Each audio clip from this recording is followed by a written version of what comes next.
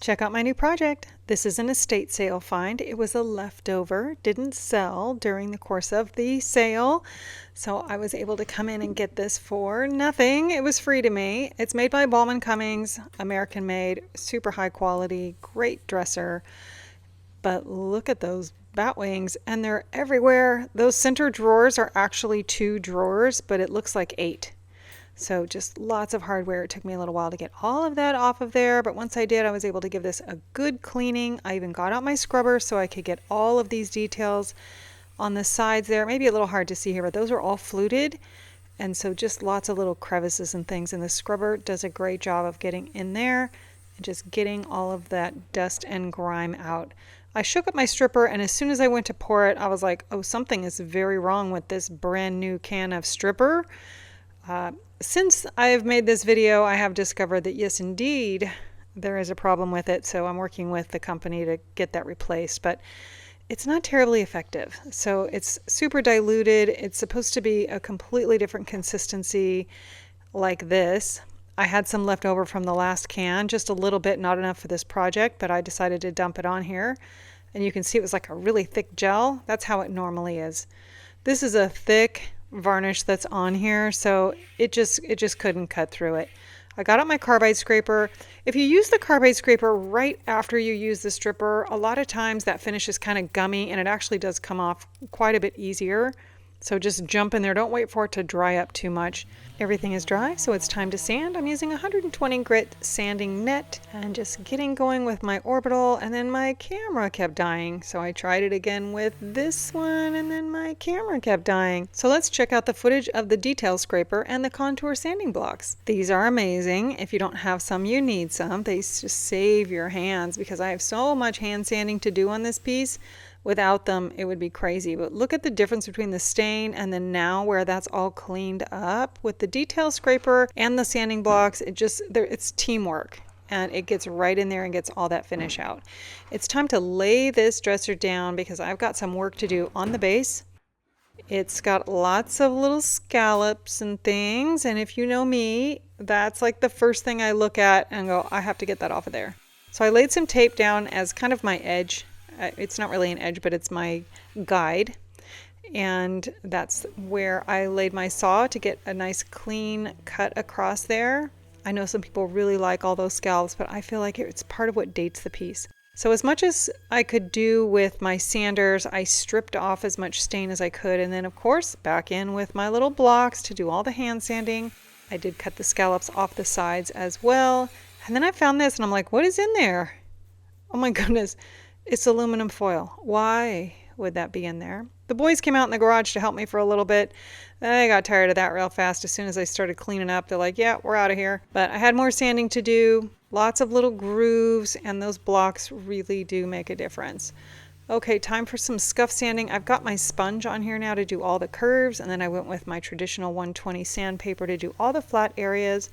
And this base and this dresser is prepped, ready to go. I decided to do a light paint wash on here, and I noticed I've got a seam there that is bothering me because it's kind of open, and I did fill that in with wood filler later. I just didn't film it, so I thought I'd tell you about it. But I have mixed up a paint wash. I mix it kind of thin so I don't have to be wiping it back. This is maple. This dresser is maple, and so it doesn't get real fuzzy with a little bit of moisture. So I'm going to go ahead and leave it on. So I've got 10 parts water, 1 part paint, and look at the dust bunnies. Whew. Once I got all of the tan wash on the base, I went ahead and stood it up so that I could work on the top. Now I gave everything a final sand. And again, I'm just using 120 grit because you want to still have some openness to the wood so all this will soak in. And again, my paint wash is diluted a little bit more than most people would have it at this point. I am going to say this is a 10-to-1, which means 10 parts water, 1 part paint. Normally, most people do about a 5-to-1 or 7-to-1, but maple is inherently tricky and streaky, so I like to be able to just leave it on and not have to wipe it back. It creates a much more even finish. Okay, moving on to the drawers while that paint wash dries, and I have to fill in all of the 100 holes that are on this because I'm changing all the hardware. And there's lots of holes. I'm using Bondo. I let all of that dry and right in with the orbital, and I'm going to use the orbital on everything flat, and then I'll switch to the interface pad so I can do all the edges, do everything, all the edges with something soft, and of course all the flat spots with the orbital. Glazing on spot putty is one of my favorite things to do at this point. This is kind of the finish filler, and it's great for all these little dents, dings, any tiny little air pockets that were in the Bondo that are still coming through. And I go over everything again just to get those last little bits of things. And my paint wash is dry, and I'm right in with some top coat. Now, I didn't tint my top coat. Many times I do, but I want to leave this very natural and light. It's so pretty. Get some top coat on the base as well. And you'll notice there wasn't a big color variation when I put top coat on. Had I not done the paint wash, it would have been completely yellow. You know, it's a little brightening up there, but I mean, it was yellow. Maple's very yellow, and it's just beautiful and soft. I love it. Now to try to figure out my hardware. Am I doing pulls everywhere, or knobs everywhere, or a combination? There's just so much hardware, and now that I have everything filled in, it's kind of a blank slate. I can do whatever I want, so I think I've made some decisions. So time to set up my jig. I'm using a 3/16 drill bit. And now that I have my jig set up, this is going to be fast. Unfortunately, there's so many different sizes of drawers that I only get to use the jig on a couple drawers, and then I have to change it all again. But here's a good close-up of what that does, and wow, it just makes life so much easier. Get everything cleaned up with my little vacuum, and then I have to change the jig again to do these 4 drawers, and then on to these. Now I'm going to treat these as 8 tiny drawers. They're all the same. So I set my jig up, and you'll see I'm just flipping it over and moving it around. So I only had to set it up one time for all these. As long as you get it up right, you can do it that way. All right, moving back to the dresser. I'm getting everything just taped off and masked off. And then I have discovered these rags in a box. Where have these been all my life? You just tear off a rag. They are even reusable, but they're microfiber and fantastic. Adjustable screws go in the drawers as temp handles because I need to be able to move those in and out when they're wet. And it's a mess, but that's looking ready to me. It's time for me to set up my spray tent so I can get everything sprayed. And into the tent we go. And I'm putting my primer to work on this piece because look at all the color variations. It's another reason why I really like to use gray primer, because you'll see as soon as it covers it, you don't see any of that anymore. And you know, white does work as well. I just like it better with the gray. That was a quick sanding I was doing, and now I'm showing my paint. This is Algonquin by Fusion. I don't usually paint with it. I do my paint washes with it, but I don't usually paint with it. And this time I was like, why don't I do both? Okay, let's try it.